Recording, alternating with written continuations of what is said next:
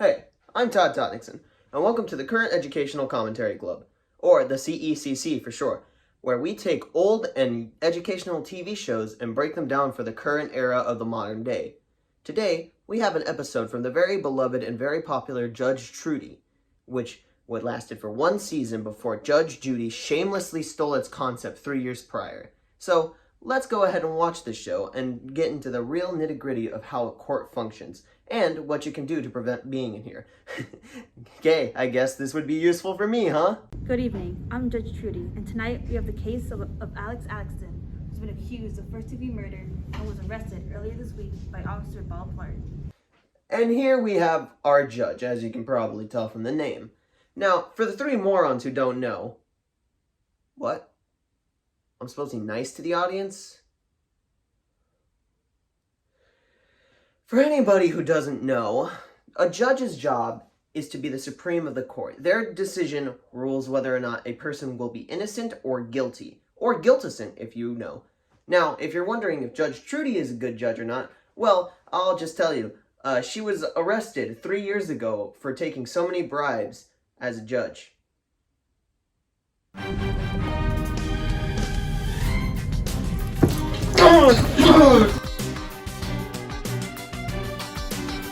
Careful, he's got a weapon! No, you don't.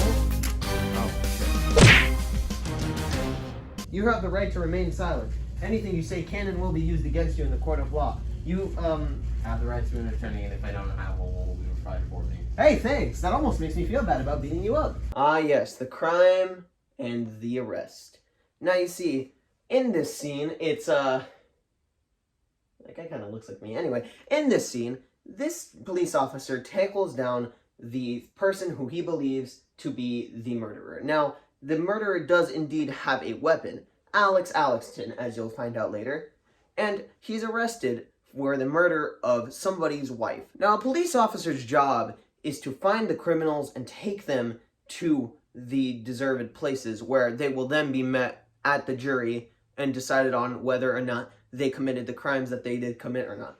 So, you know, they have to read them out these things called the Miranda rights, which is, you know, you have access to a lawyer even if you don't have the money to provide for one. You have all of these things that you can do as a criminal, like remain silent, which will help your case. He killed my wife in cold blood! Ah! Thank you. Honestly, I've been trying to get rid of her for years. It's good that she's gone. Now, as the prosecutor, Joe is going against the defendant, which in this case would be Alex. And Joe here is accusing Alex of murdering his wife, although he doesn't seem to be too torn up about it, which, I mean, I get. Ladies, am I right, gentlemen? What's that? I'm not allowed to be sexist? Good to know. Now, in a smaller crime, you could probably only sue somebody for this amount of money, but since we're up here right now, this isn't really a suing, it's more just a legal battle.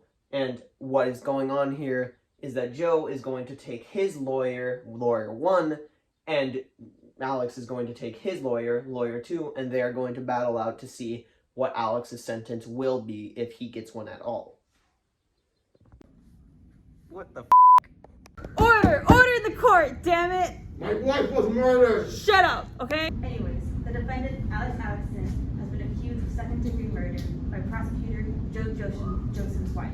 Joe Josen, can you please provide us with any evidence to support your claim? Ah, yes, evidence. Can't have an argument with that one. You see, the second you got no evidence for a case, you're donezo out of the street, capiche. Now, the evidence here, is it substantial? I am going to hedge my bets and say yes, considering there are 2 videotapes. Somehow, in the 70s, they managed to get 2 videotapes of this man committing double crimes. So, pretty hard to see him getting out of this one, huh? Your Honor, this is clearly a case of mistaken identity. My client here is clearly a victim, and without any further evidence, these accusations are detrimental to his future.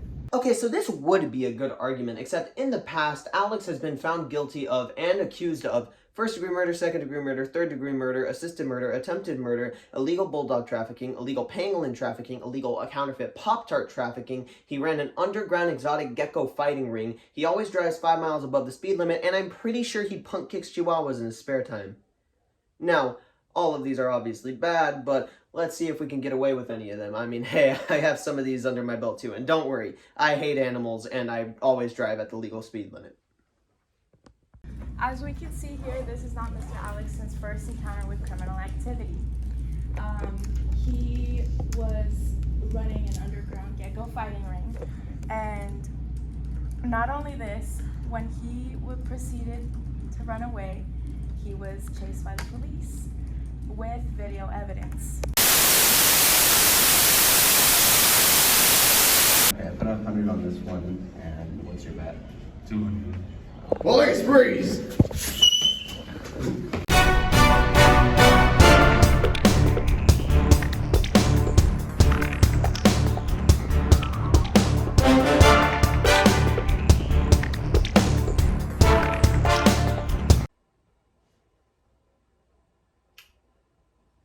Yeah, that's still going.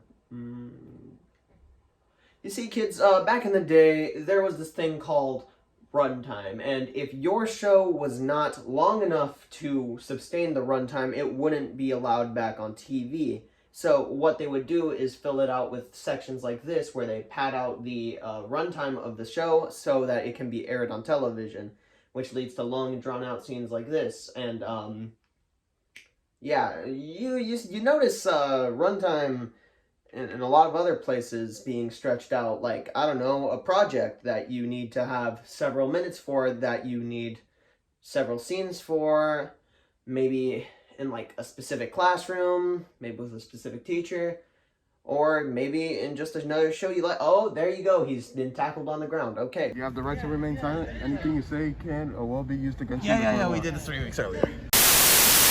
The quality of that video is trash. It could be anyone. Witnesses at the scene also offered the description of the criminal.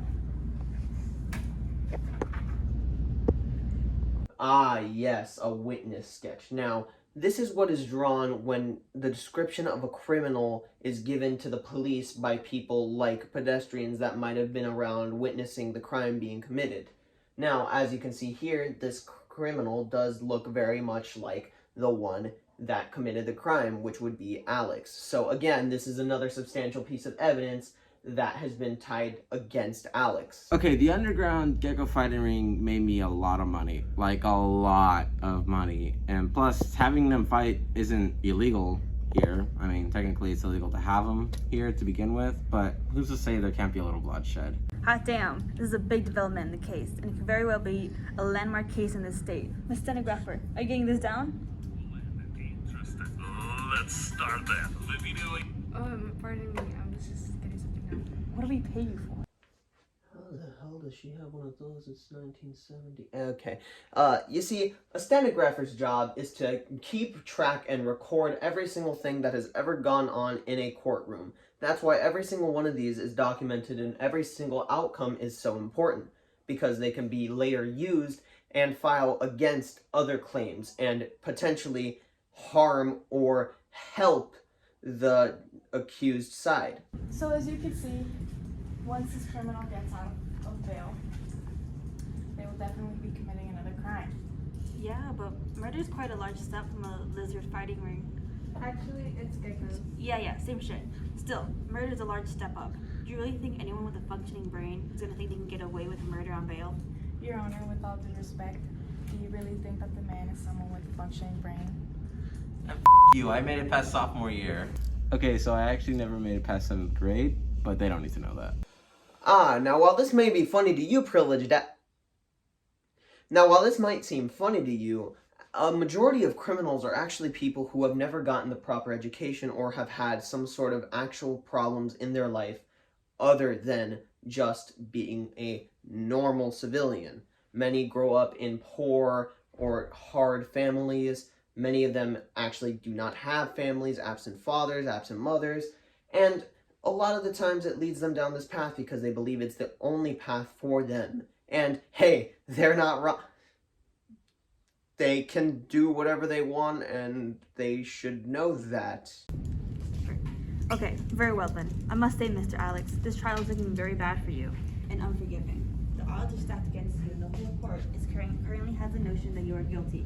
And quite frankly, I have no idea how you're going to get out of this. Well, Mr. Alex, we've heard the prosecutor's side of the story, and now we're ready to hear yours.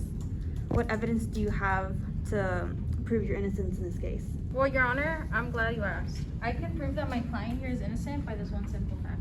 Mr. Joe, are you aware that the criminals were in a mask during the time of the incident? Yeah. Well, thank you to Paul Blart and the kindness of the police department. I have here the actual mask that was used during the time of the crime. As you can see, Jesus Christ. doesn't even fit the man. Be gentle, you're gonna tear my head off. As you can see, Alex here is in a lot of pain while wearing the mask. And how is he going to emit pain on another person when they themselves are in a lot of pain? This man would be unfocused and have poor judgment and would not be able to tell the difference from a man to a woman. With all due respect, get to your point. The proper attire doesn't fit. Therefore, my client didn't do. Ah, yes, the key detail I forgot to mention in this case. You see, Alex is poorly educated. He is not poor by any means. You see, Alex is actually a famous football player, not that one. Alex is a famous football player who works with the NFL, and because of this, he has made millions on millions of dollars. So wants to provide for his family and not blow all his money, he cannot afford a lawyer. And therefore, he was given one by the state. See, Joe is working middle class, and he is not able to afford a better lawyer, so therefore he was provided one by the state. While Alex, on the other hand, is very rich, and he can afford to pay for a lawyer who will help him win the case. So, in this scenario, he is paid for one of the best lawyers in the world, Lawyer 2. Okay. You made your point that he's not guilty in this instant, but you seem to neglect that he's committed crimes in the past. What makes you think he's so innocent of this crime? Well, obviously, my client committed these crimes, but that's because he's not mentally stable. And what's your evidence for this? He's from Florida. Okay, that's all the evidence we need. Ladies and gentlemen of the jury, we have come to a conclusion that Mr. Alex Alexson is innocent, and he will be therefore set free. Yes. No. Ah, yes, a bit of a somber ending indeed. Now, you see, while everyone here thought and agreed that Alex was guilty, because of the amount of money he had, he was able to buy a better lawyer and get out of any charges that he might have faced. So, in conclusion, become a millionaire and you commit any of the crimes you want. What do you mean that's a terrible lesson? It worked for him. As you can see, 3 years later, Alex would be found assaulting somebody, and although this trial wasn't allowed to be used against him, the footage where he then later admitted it and said that it couldn't be used against him, well, it was used against him. Michael ended up serving a 30-year sentence where he remains to this day. So in conclusion, don't commit homicide, do not commit any crime, and look out for yourself, because you never know when an Alex Alexton is going to pop out from the shadows.